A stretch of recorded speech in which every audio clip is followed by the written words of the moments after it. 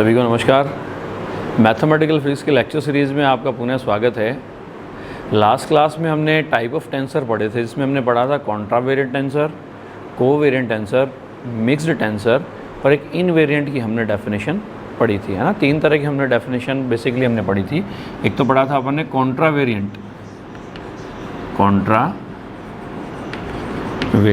या हमने कौन सा प्रदिश कहा था, जिसे हमने कहा था प्रतिचर प्रदिश कहा था, ठीक है। इसी तरीके से दूसरा टेंसर हमने पढ़ा था कौन सा, कोवेरिएंट, या हमने प्रदिश कहा था कौन सा, सहचर प्रदिश हमने डिफाइन किया था, ठीक है। तीसरा हमने टेंसर पढ़ा था कौन सा, मिक्स्ड टेंसर, या हमने कहा था कौन सा प्रदिश, मिश्रित प्रदेश, है ना। हमने कहा प्रतिचर प्रदेश है, उसको डिनोट करने का तरीका था ए बार आई इक्वल्स टू वैल्यू आ गई डेल एक्स बार आई अपॉन ए वैल्यू आ गई डेल एक्स पी आ गया और वैल्यू आ गई ए पी आ गया, ठीक है। इसी तरीके से कोवेरिएंट टेंसर है, उसको डिनोट करने का तरीका था हमारे पास A I bar equals to del x P upon A value आ गई डेल एक्स बार आई और वैल्यू आ गई ए और वैल्यू आ गई पी, ठीक है। मिक्स टेंसर था, उसको डिनोट करने का तरीका था ए बार आई जे इक्वल्स टू डेल एक्स बार आई और वैल्यू आ गई डेल एक्स पी आ गया और वैल्यू आ गई डेल एक्स बार जे आ गया और वैल्यू आ गई डेल एक्स क्यू और वैल्यू आ गई ए पी और क्यू आ गया, ठीक है। अब देखो, आज हम बात करते हैं, पहली बात हम करते हैं किसी भी टेंसर की रैंक ऑफ ए टेंसर, ठीक है। जैसे मैंने कहा कि सपोज दैट को टेंसर मैंने इस तरीके से डिफाइन कर दिया, A P Q R value आ गई एस टी, है ना। इस तरीके से मैंने उसको डिनोट कर दिया। एक मिक्स टेंसर का मैं एग्जांपल ले रहा हूँ, तो इसमें नंबर ऑफ इंडिसेस जो हैं, नंबर ऑफ इंडिसेस कितनी है हमारे पास, टोटल 5 इंडिसेस हैं। तो अपने हमारे पास इस टेंसर की जो रैंक है, वो रैंक हमारे पास कितनी हो जाएगी, रैंक हो जाएगी इसकी 5, ठीक है। लेकिन अगर मैं 2 इंडिसेस को सेम कर दूं या एक इंडिसेस का हम रिपीटेशन कर दें, किस तरीके से, सपोज दैट मैंने इसको ऐसा लिख दिया, ए लिख दिया पी क्यू आर और वैल्यू लिख दी एस और आर। एक इंडिसेस को हमने क्या कर दिया, रिपीट कर दिया। तो जिन इंडिसेस का रिपीटेशन होता है वो इंडिसेस कौन से इंडिसेस कहलाते हैं, डमी इंडिसेस कहलाते हैं या मूक सूचकांक कहलाते हैं। तो किसी भी टेंसर का ऑर्डर कैलकुलेट करते टाइम या ऑर्डर कैलकुलेट करते समय इन डमी इंडिसेस को कभी भी काउंट नहीं किया जाता। तो ये जो हमारे पास टेंसर हुआ, इस टेंसर की जो रैंक है वो हमारे पास कितनी होगी, 3 होगी, है ना। थर्ड ऑर्डर का हमारे पास टेंसर हो गया, ठीक है। इसी तरीके से दूसरी बात आती है हमारे पास कि कोई भी टेंसर है वो सिमेट्रिक होगा या एंटीसिमेट्रिक होगा, है ना। सममित होगा या प्रतिसममित होगा, वो हम किस तरीके से डिफाइन करें, है ना, सिमेट्रिक और एंटीसिमेट्रिक टेंसर। अब यदि हम कहते हैं कि भाई किसी भी टेंसर को रिप्रेजेंट करने के लिए जो इंडिसेस हम काम में ले रहे हैं, अगर उस इंडिसेस को हम क्या करें, एक दूसरे से रिप्लेस कर दें। रिप्लेस करने का मीन्स, जैसे सपोज दैट मैंने कहा कि ए पी क्यू आर और वैल्यू आ गई एस टी। सपोज दैट मैं क्यू और आर को रिप्लेस कर दूं तो वैल्यू आ गई ए आ गया और वैल्यू आ गई पी, आर आ गया, क्यू आ गया और वैल्यू आ गई एस एन टी। वैल्यू आ रही है हमारे पास पॉजिटिव। इसका मतलब ये जो टेंसर है वो सिमेट्रिक है विद रिस्पेक्ट टू किसके, क्यू और आर के। और लेकिन अगर ऐसा हो, इक्वल्स टू वैल्यू आ गई, अगर मैं कह दूं इंडिसेस को इंटरचेंज करने पे यदि वैल्यू ऐसी आ रही है, पी आ गया, आर आ गया, क्यू आ गया और एस टी आ रहा है, तो उस कंडीशन में ये हमारे पास कैसा बन जाएगा, एंटी सिमेट्रिक बन जाएगा। And the tensor will be anti symmetric in nature with respect to indices Q and R, है ना। तो ये हमारे पास जनरल डेफिनेशन आ गई किसकी, सिमेट्रिक टेंसर की और एंटी सिमेट्रिक टेंसर की, ठीक है। नेक्स्ट हम बात करते हैं प्रॉपर्टीज़ ऑफ टेंसर्स, ठीक है। जनरल प्रॉपर्टीज़ हैं, बिल्कुल बेसिक चीज़ें हैं। तो प्रॉपर्टीज़ ऑफ टेंसर, कई तरह की प्रॉपर्टीज़ हमें पढ़नी है, जिसमें पहली प्रॉपर्टी आती है हमारे पास एडिशन की। एडिशन की मतलब हम कहें कि समान कोटि और समान प्रारूप, है ना, सेम स्ट्रक्चर का टेंसर हो और सेम ऑर्डर के टेंसर्स हैं, उनको यदि हम ऐड करें तो नया जो टेंसर मिलेगा उसकी रैंक और स्ट्रक्चर जो है वो भी हमारे पास क्या होगी, सेम होगी। मींस जैसे सपोज दैट मैंने कहा कि 2 टेंसर मैंने डिफाइन कर दिए, सपोज दैट ए आई जे और वैल्यू आ गई के, इसको मैंने ऐड कर दिया किसी नए टेंसर के साथ, बी आ गया आई जे और के इक्वल्स टू वैल्यू आ गई। नया टेंसर जो मिलेगा वो उसी स्ट्रक्चर का मिलेगा, यानी जितने इसमें प्रतिचर सूचकांक थे, जितने सहचर सूचकांक थे, जितने कॉन्ट्रावेरिएंट इंडिसेस थी और जितनी कोवेरिएंट इंडिसेस थी, उनका नंबर हमारे पास क्या रहेगा, सेम रहेगा। तो प्रारूप भी सेम होगा और उसके रैंक भी हमारे पास क्या होगी, सेम होगी। जैसे मैं कहूँ कि सपोज दैट मैंने टेंसर ले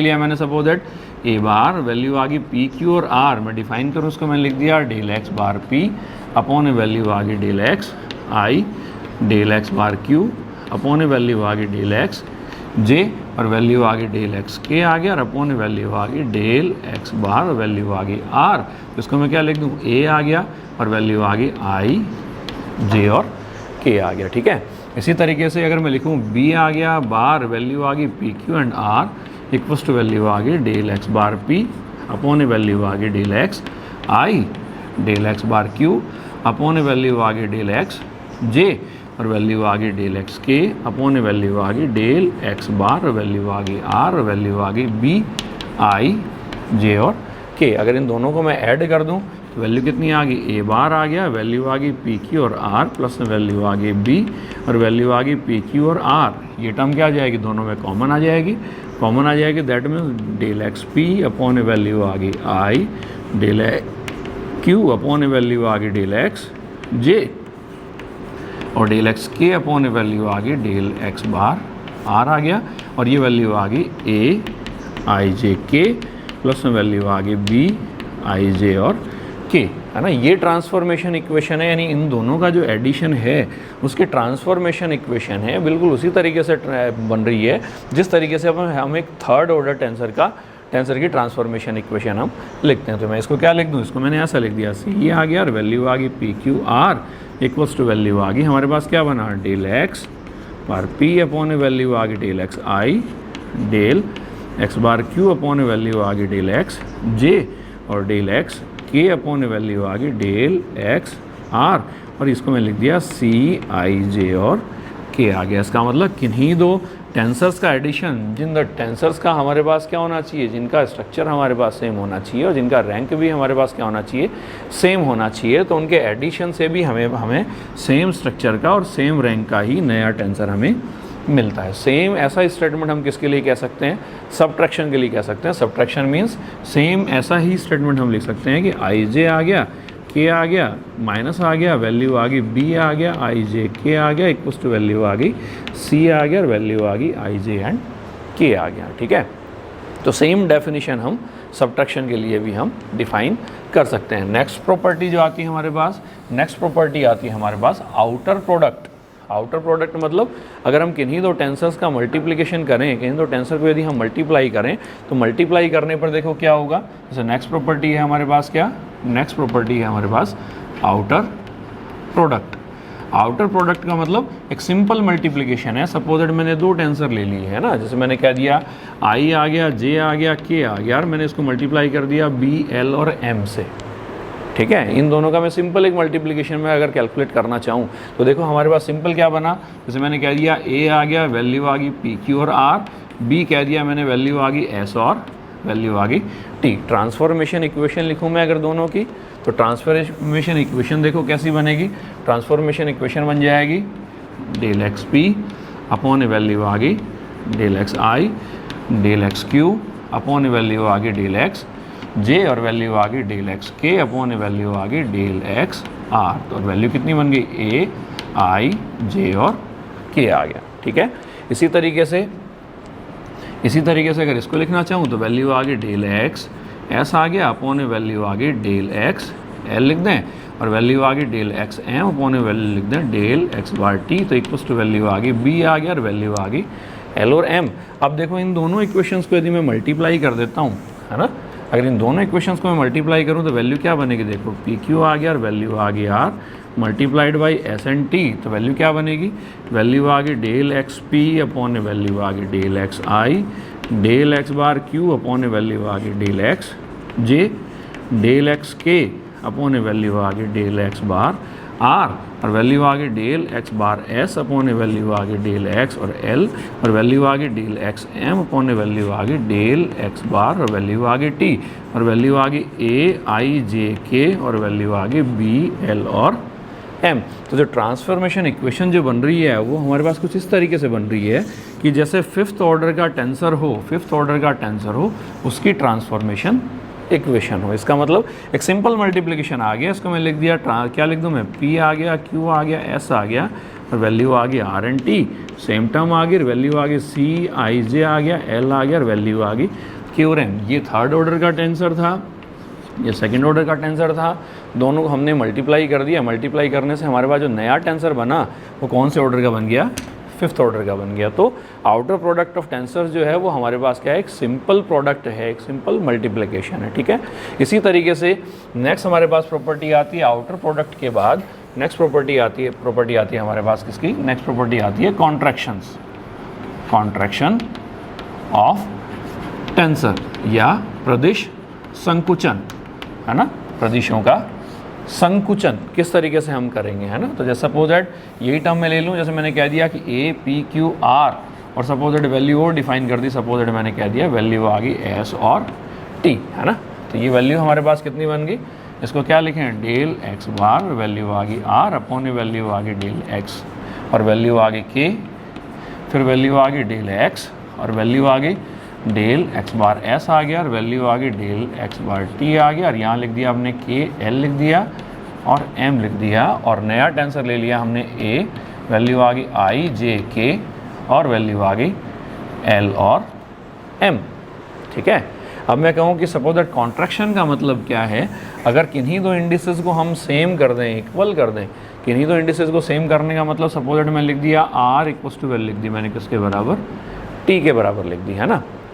R इक्वल टू T है तो देखो ये वैल्यू क्या बनेगी, A बार आ गया, P Q आ गया और वैल्यू आ गई हमारे पास कितना, वैल्यू आ गई R आ गया और वैल्यू आ गई S आ गया और वैल्यू आ गई R इक्वल टू वैल्यू आ गई del x bar P upon value आ गई डेल x I, वैल्यू आ गई del x bar Q upon value आ गई डेल x J आ गया, मैं इसको पहले लिख दूँ, डेल x आ गया, L अपॉन वैल्यू आ गई डेल x और वैल्यू आ गई S और मल्टीप्लिकेशन है, ये वैल्यू कितनी आ गई, डेल x बार R अपॉन वैल्यू आ गई डेल x K आ गया और वैल्यू आ गई del x M upon value आ गई T रखना है ना हमें, तो वैल्यू आ गई डेल x आ गया और वैल्यू आ गई R, वैल्यू आ गई A I J K और वैल्यू आ गई L एंड M, ठीक है। इसी तरीके से अगर मैं लिखूँ A बार, वैल्यू कितनी बनी P Q R और वैल्यू आ गई S और R इक्वल्स टू वैल्यू क्या बनेगी, देखो इसको क्या लिख दें, ये वैल्यू क्या बनी, ये तो हट जाएगा, del x M upon del x K, यानी वैल्यू बन जाएगी